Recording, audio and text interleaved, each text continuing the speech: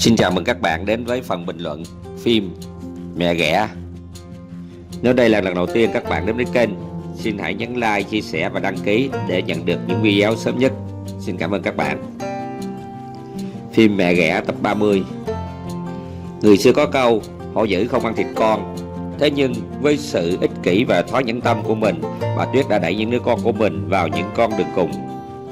Từ ngày bà Tuyết trở về, cuộc sống của ba đứa có nhiều sự thay đổi lớn. Ngoài việc ra sức lôi kéo ba đứa con về ở với mình, bà Tuyết không từ mọi thủ đoạn nào để nói xấu bà Diệu. Chính bà đã bày mưu về vụ ông nhạc sĩ cho Diệu sập bẫy của bà, tạo cho Phương sự hiểu lầm và căm ghét bà Diệu, người đã cưu mang mình hơn 20 năm nay. Khi Phương đã dọn về ở với bà lại cùng bà Lựu tính chuyện quay clip tạo scandal để cho Phương mau nổi tiếng. Vì Phương sợ Diệu không đồng ý, bà nói bà sẽ nói chuyện với bà Diệu về việc này.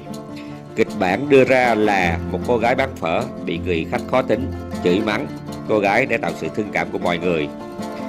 Để cho công việc của mình được suôn sẻ, Thắm liền cấu kết với bà Tuyết bỏ thuốc sổ vào ly chè rồi mời bà Diệu ăn. Ăn xong, Diệu bị đau bụng dữ dội liền phải về nhà nằm nghỉ. Diệu vừa về nhà thì Thắm đã gọi điện cho mọi người đến quay clip, và người đóng vai người khách khó chịu là bà Thắm. Trong lúc quay clip, bà Tuyết đã đứng bên cạnh chỉ đạo Thắm liên tục chửi bới và đánh đập cô gái phục vụ. Khác với kịch bản ban đầu, cho dù Phương có khóc lóc van xin cũng vẫn bị đánh túi bụi. Sau khi biết tin bà Diệu bị đau bụng, Phương liền cùng chị đến thăm bà. Vô tình Thu phát hiện clip Phương bị đánh ở quán phở dưới tiêu đề Mẹ Ghẻ hành hạ con chồng, tạo nên một sự dậy sóng phản đối trong cộng đồng mạng. Quá bất ngờ vì sự việc nằm ngoài ý muốn của mình, Phương Thư đi tìm bà Lựu hỏi cho ra lẽ tại sao lại sửa tiêu đề như vậy, làm ảnh hưởng đến Diệu đến tiệm phở Vĩnh Phong. Lúc này bà Lựu mới cho biết bà không đăng clip này mà tất cả là do bà Tuyết tự sửa tiêu đề, sửa kịch bản để nhằm bôi nhọ bà Diệu. Bà Lựu cũng cho biết rằng bà không hề nói với bà Thắm về người nhạc sĩ kia là người xấu, vì ông vốn là một nhạc sĩ lớn, rất nổi tiếng và đàng hoàng. Trước những chứng cứ không thể chối cãi, bà Tuyết mới thừa nhận với Thư, với Phương và Kiệt tất cả là do bà tạo ra để các con ghét bà Diệu, bỏ bà Diệu về ở với mình. Bà đã cấu kết với bà Thắm dẫn bà Diệu đi ngăn cản Phương ký hợp đồng với người nhạc sĩ kia, hòng cho Phương ghét bà Diệu. Lúc này Phương mới biết hết sự thật về người hủy hoại tương lai của mình không ai khác chính là bà Tuyết, mẹ đẻ của mình. Vì sự tham lam ích kỷ, bà đã dùng mọi thủ đoạn để lôi kéo con về phía mình rồi đổ tất cả lỗi cho bà Diệu. Dù phải trả giá cho những thói tham lam ích kỷ của chính cuộc đời mình, nhưng bà Tuyết vẫn không rút ra được bài học nào. Đầu tiên, bà sắp đặt cho Phúc đi gặp mặt hẹn hò ở quán ăn, nhưng thực chất là lại tổ chức cho gặp mặt với Thắm. Quá bất ngờ vì buổi gặp mặt này, Phúc đã điện thoại cho bà Tuyết hỏi tại sao lại là gặp bà Thắm. Bà Tuyết tỉnh bơ: con Thắm nó có nhà cửa, tiền nhiều, em lấy nó sẽ sung sướng. Phúc đã quá chán ngán Thắm suốt bao nhiêu năm qua nên liền bỏ mặt Thắm ở lại, tự trả tiền bữa ăn này luôn và trở về nhà.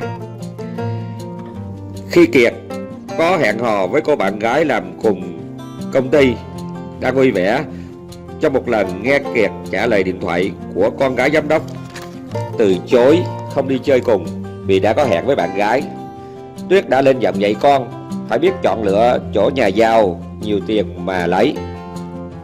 Tuyết đâu nhớ rằng mình đang dạy con đi vào vết xe đổ của bố nó là Phong ngày nào. Phần Kiệt do không biết được hết sự thật về người mẹ của mình nên anh hết lòng ra sức bênh vực mẹ. Dù ăn từng bát cơm của Diệu, xài từng đồng tiền của Diệu, nhờ Diệu nuôi nấng và cho ăn học thành tài, nhưng anh vẫn tỏ thái độ hận thù Diệu. Khi bà Tuyết xuất hiện trở về, anh liền dọn về nhà và bắt luôn hai đứa em gái cùng mình về ở với bà Tuyết. Anh lạnh lùng nói rằng công ơn bà Diệu nuôi dạy ba anh em sẽ được anh trả lại bằng tiền. Tính tình ích kỷ và ngỗ ngược giống mẹ đã làm cho Kiệt quên đi giá trị tối thiểu của một con người là biết ơn người đã nuôi dưỡng mình. Làm sao những đồng tiền của anh có thể bù đắp lại được cả tuổi thanh xuân của Diệu? Diệu đã hy sinh hạnh phúc riêng của mình để lo cho ba anh em Kiệt. Thậm chí vì cứu Thư mà Diệu đã bị mất đi bé An, đứa con trai mình mang nặng đẻ đau. Diệu đã dành cả cuộc đời này chăm lo từng miếng ăn giấc ngủ. Thế mà giờ đây khi các con trưởng thành, khi mẹ già thì lại bị các con bỏ rơi để về sống với mẹ ruột. Còn nỗi đau nào lớn hơn?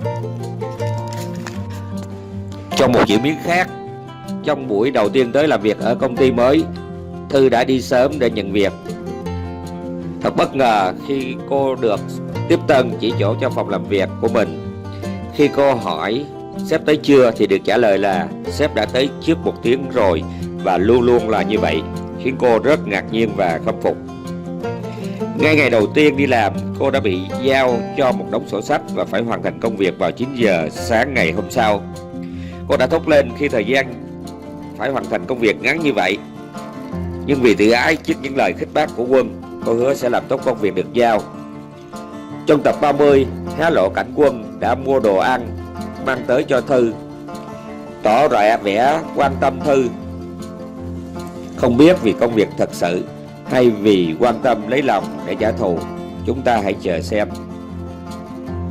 Trước những việc làm xấu xa của bà Tuyết để lôi kéo các con về với mình, Kiệt, Thư, Phương lúc này đã bắt đầu nhận biết sự thật về bản chất của người mẹ ích kỷ của mình. Liệu các con còn thương và quý mến mẹ của mình? Liệu bà Tuyết có tiếp tục dùng những thủ đoạn nào tiếp theo để hại bà Diệu?